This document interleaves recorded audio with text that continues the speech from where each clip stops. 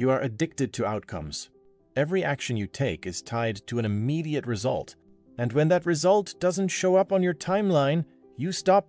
You start a project, expect rapid validation, and abandon it when the market doesn't applaud. By the end of this video, you will master the 5 pillars of process-oriented execution, the exact psychological framework used by world-class operators to decouple their identity from validation and anchor it into flawless practice. Welcome to the CEO Brain Library. Your attachment to the finish line is the exact thing preventing you from crossing it. Here is the paradox that breaks most modern founders.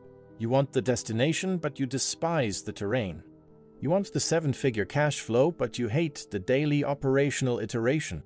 You want the finished product, but you refuse the lonely hours of deep focus. The outcome is nothing more than a lagging indicator of a sustained process. But because you refuse the system, you never earn the reward. The architectural rule. The person who falls in love with the horizon stops walking. The person who falls in love with the step cannot be stopped.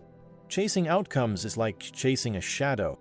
The faster you run, the faster it recedes. Let's break down the 5-pillar process architecture. The first pillar is the foundation of execution, the archer's mindset. An elite archer controls every single variable before the release. Their stance, their breath, their draw, their focus. The millisecond the arrow leaves the bow, control drops to absolute zero.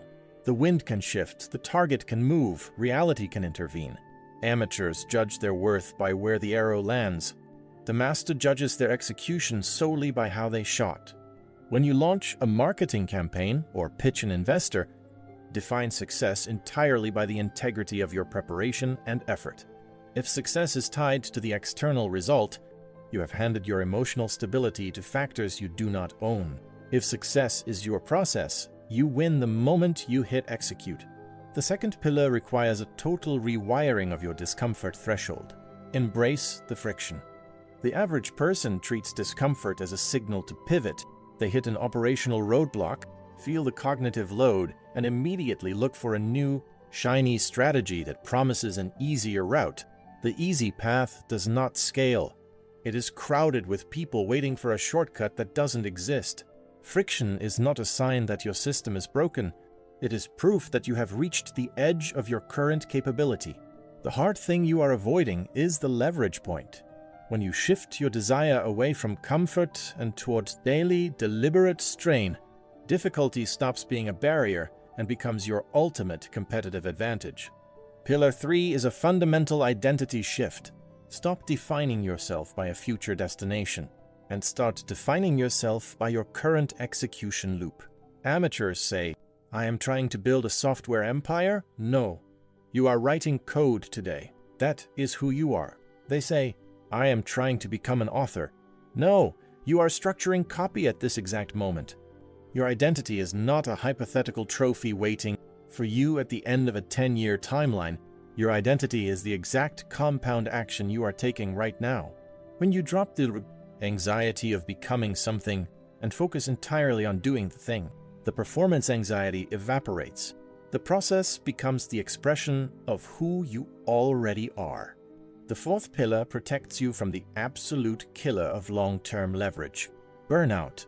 You must cultivate non-transactional mastery. In modern business, you are trained to make every single second transactional. If you read a book, it must make you money. If you take a meeting, it must close a deal. If you learn a skill, it must optimize a metric immediately. This hyper-transactional mindset destroys your capacity for deep, legendary mastery. The most disruptive insights come when you develop a skill simply for the sake of the skill itself. Find one technical domain, one architectural framework, or one processing tool, and study it with zero immediate expectation of monetization. Do it for the raw joy of understanding. The founder who only operates for instant transactions burns clean out of fuel. The founder who loves the craft plays an entirely different game. This brings us to the 5th and most liberating pillar, the infinite horizon. The amateur views business as a finite game with a definitive finish line. They think, Once I hit this revenue milestone or sell this asset, I am done. This is an illusion. When you reach the summit, the view reveals another mountain. If you're playing to finish, you will always end up empty. The professional's perspective. There is no final state of arrival. There is only the next iteration, the next market cycle, and the next operational challenge. Stop asking when the work will be done. Start optimizing how cleanly you can perform the work today. When you realize the game is infinite, the pressure to win disappears, leaving only the desire to stay on the field and execute at the highest possible level. The ultimate expression of this philosophy is finding absolute flow within standard operational maintenance. Amateurs demand constant novelty, flashiness, and chaos to feel productive. The master programmer, the seasoned CEO, and the elite investor love repetition. They know that scale does not live in erratic strokes of genius. It lives in the flawless execution of the boring daily routine. A single pristine ad copy run is an anomaly. 10,000 consistent copy tests is an enterprise. Repetition is not monotonous. It is compounding.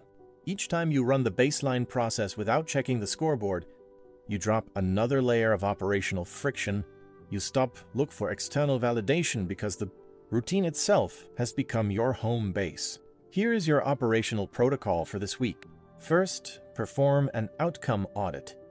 Identify one metric or goal you are currently obsessed with. Write down the exact daily process required to hit it. Force yourself to look at the system, not the projection. Second, run a non-transactional block.